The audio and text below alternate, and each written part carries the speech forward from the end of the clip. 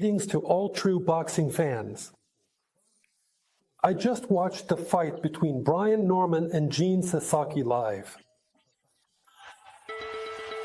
White committee. Yes, these athletes aren't that well known here in Russia, but the fight was very spectacular, very interesting. And there are two main points here right away. First, Brian Norman is the birth of a new star in boxing. Let me say right away, I don't want to count myself among Brian Norman's fans or claim that he'll beat everyone in boxing. Maybe that's not the case at all. But he is a phenomenon in boxing, a person with his own recognizable, unconventional style. Brian Norman is an American boxer. And also, Jin Sasaki, the way he lost in that particular match, that too is, well, very fascinating, quite interesting, and certainly instructive. So, from this fight, I want to share my impressions with you, and will also analyze it technically and draw conclusions specifically from the bout. Well, look, in order for us to really understand what happened in the ring, we need a bit of background. We discussed this fight in a private Telegram channel. The Japanese fighter, Jin Sasaki, the challenger, he just charges forward, and he's a very one-dimensional boxer. Basically, Sasaki boxes almost exclusively with hooks. So, his punches are hooks, same thing. He throws them to the body as well. A meeting with someone who does boxing in Minsk, Tim Gradmin. He throws across, sometimes swings, meaning he straightens his arm and swings like he's paddling with an oar. But the main basic move of Jin Sasaki, the one his whole boxing style is built on, he copies Canelo, in my opinion, but only in one aspect, his left-hand hooks. So, specifically when he throws from the left, Sasaki's body responds really well, and he often throws a double punch. Jin Sak. That is, he often throws like head, or, for example, head, body. Or the other way around, body, head. He just starts to. But that left hook from Jin Sasaki, that's his best shot, and he doesn't just throw his hand out there. He's really found his groove with it.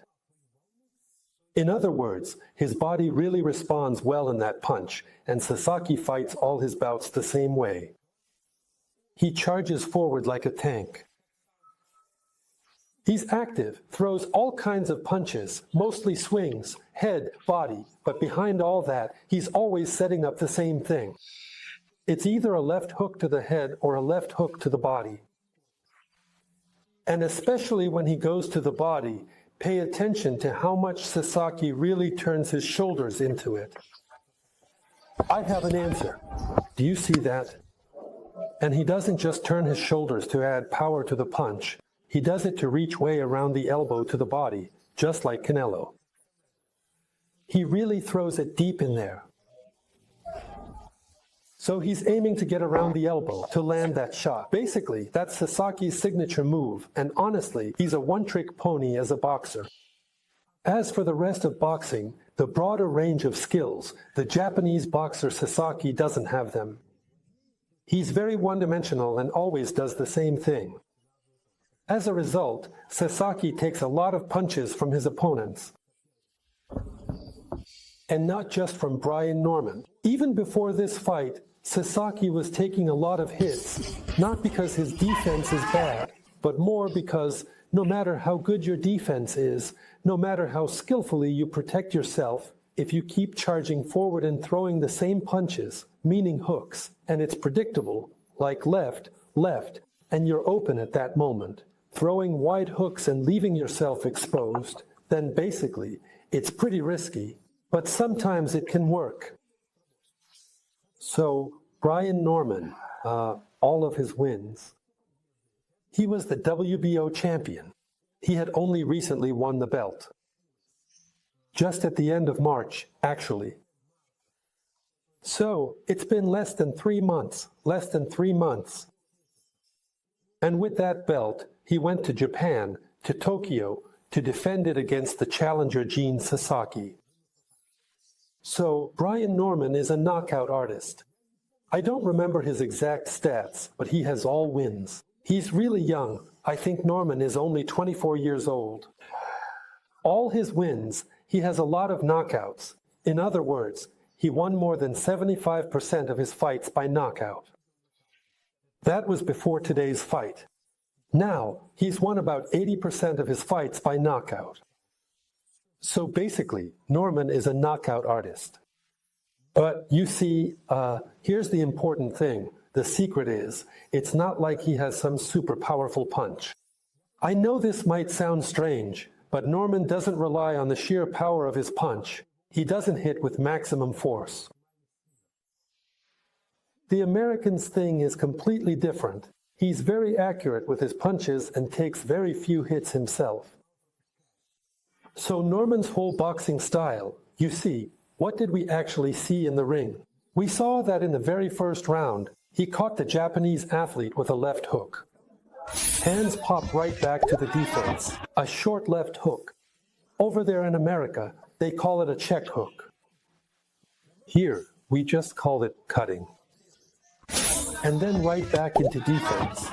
Chip. It's not some secret move, right? And he caught him with it, landed somewhere on the temple. Yes. First of all, to the elbow. Sasaki fell. Then there was a similar episode for the second time in the very first round. In the second round, again, Norman was landing shots on Sasaki. And there was a really big difference. The Japanese athlete Sasaki landed very few shots, and he kind of kept doing the same thing. That is, he keeps moving forward and throws his hook, head, body, from the left. He just keeps doing the same thing. And Norman sees all of this. He defends easily, slips away, makes Sasaki miss, and then picks his shots. And this is the most important thing about Brian Norman's boxing. I actually want to make a video about him for my Fighter's Response series, but I think it's still too early. He's not very well known yet, so we should probably wait at least a couple more fights, right? Because if I do an analysis now, it just isn't the right time yet. It needs to be later. Anyway, the thing about Brian Norman is that he's a knockout artist, but not because he hits hard. That's not the main thing. It's that he always lands his punches in the openings. He always hits where his opponent is exposed.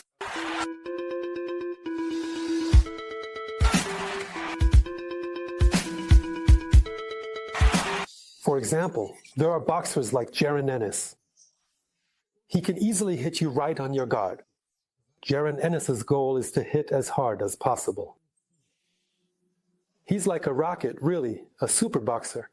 I really like Jaron Ennis, but he throws his punches like bam, bam. He hits hard, aiming to break through. But Brian Norman's approach is different. So when he's on you, right up close, he won't throw a 1-2 at you, for example, but instead he'll hit you with a right hook from the side. And that punch won't be very powerful, but it'll land exactly in the gap where you're open. Or let's say you put your hand up to block. He'll hit you from underneath. It won't be the hardest punch, but it will land right where he aims. So basically, Norman's boxing is all about precision, not just technical precision, though. In fact, his punches often have these weird trajectories, almost like they're supposed to slip off. But he fights in a way that's as uncomfortable for you as possible. That is how you can be hit. He always throws punches in a way that makes it as likely as possible for you to get caught, you know? That's Norman's signature move. And basically, it worked. The punches started to add up. Like in the third round, the fourth round. Sasaki had some good moments. He was very brave, acting like a real kamikaze. Who wanted to go flying in at the end of the fight. It was really courageous. But he was taking too many hits. He kept getting hit over and over. And in the fifth round, there was this moment where it became clear that Norman was landing his shots. He hit him once, then again, and again, just kept landing punches. Sasaki withstood all the punches. But then Brian Norman used a bit of trickery. He set up a punch, a left hook, so that Sasaki wouldn't see it coming. How did he do it? The American threw several punches to the body. That is, he landed a left to the body, then a right to the body. He did this so that the Japanese fighter, Sasaki, would drop his hands and expect those body shots. And even Sasaki's attention, even his gaze, when he saw the punch coming, he would instinctively look down a bit, because he was expecting the punch to go to the body, to the lower level.